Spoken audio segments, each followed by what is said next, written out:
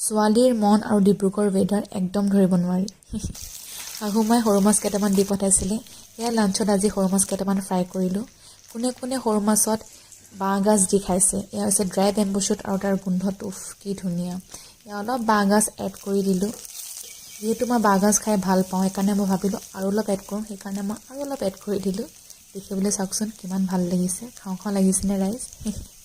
তাৰ লগতে মই কাটিলোঁ চালাড এয়া কাটিলোঁ, তাত দিলোঁ নেমু, যোনটো নেমু মই 10 টকাত কিনি আনিছিলোঁ, য'ত অলপো ৰস নাই।